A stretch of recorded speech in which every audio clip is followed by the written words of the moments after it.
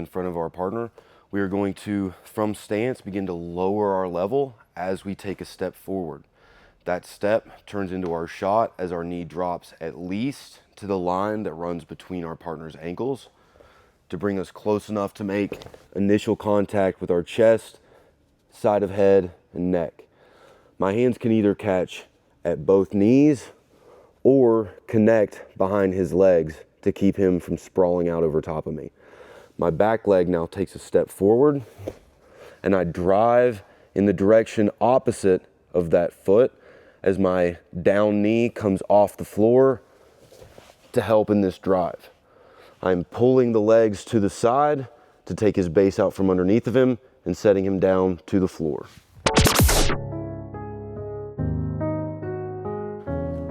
Okay, so this is mostly just a mechanics video for those of you who might not really understand how a double leg even works. We'll get into different setups as we go along and we build the systems up. But for now, let's talk about where we want to wind up to execute and how we might find ourselves there in general. No specific setup, but what are the things that might be keeping you from ever getting close to it if you're somebody who's struggling with your wrestling? The first thing that we want to get away from is thinking that we're going to just always shoot from distance. That from out here far away, I'm going to be able to just quickly get underneath no matter what he's doing and get a hold of those legs. Most of the shots that I succeed with come from initial connection to start. So instead of shooting from out here, we're in here. And notice I take inside control. I don't want his hands holding on to me. The more he holds on to me or takes a collar tie, the more he has a frame to stop me from getting in at the legs.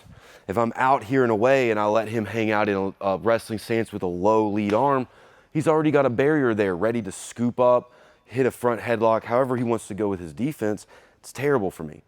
So as we're building these systems up, we can definitely practice the shooting in, the getting close, the changing the level from distance. But keep in mind that a lot of the best shots, the takedowns, the double legs, single legs, come from initial connection right off the bat. So for this though, we want to make sure that we are lowering level. Try to make sure that your shots don't go in this like down steep slope avenue. That's not a good direction. That's going to leave a lot of impact on your knees, and it leaves almost no forward trajectory. Imagine you're skipping a rock at a lake. If I launch it down, that's where it goes. If I get low and skip it, it keeps going. I can cover ground with it. It gains speed and it covers distance. Same thing with my shot. I want to get low, nice soft shot. I can continue driving forward and gliding through this. As I make this connection, I want to make sure that that knee gets to his foot line, this line between his ankles. If I'm not at least to that, I'm going to end up out here leaning into my shot. I'm just asking to get sprawled on. Go ahead. Now I'm carrying all of this weight and it's awful. I don't want to be down here. Back up.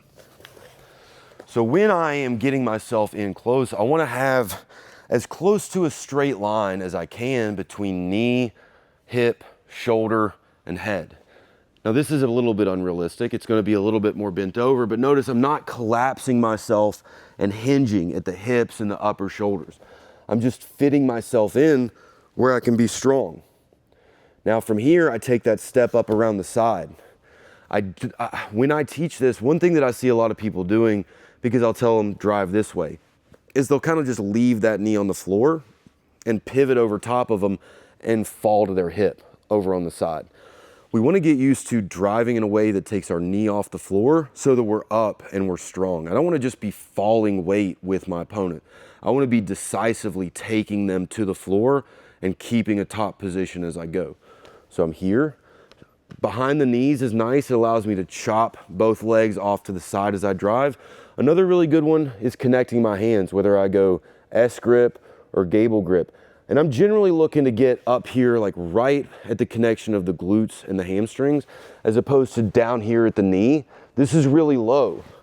This gives me control over these legs without compromising my posture and my base. From here, if Mitchell tries to sprawl out against me, it's tough.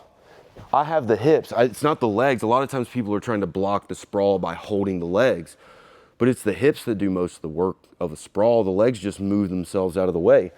So when I'm keeping those hips close together and I'm in a strong posture and he goes to sprawl, I can easily stand up. Maybe he was strong enough to stop the double leg, but he wasn't strong enough to stop me from standing up with my connections into my body lock.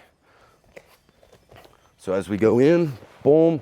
Now, as I go to drive him to the floor, one of the things that I also see people do is because I'm driving through one side, they kind of want to roll over that side. So as we go down, I see a lot of people hanging out on this bottom shoulder, ready to roll flat, okay? So we want to tell ourselves that regardless of how we land, whether I'm here or if I was up here, I want to keep my hip down towards the floor so I can start turning my chest down and control my opponent and keep position on top of them.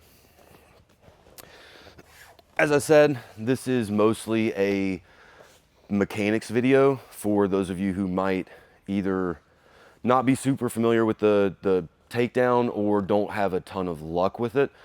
Try playing around with a couple of these details, see if you don't have some increased success, and then over the next month or two, we're going to be adding in some setup options, how we can use our snap downs or our underhooks to lead us into our lower body wrestling.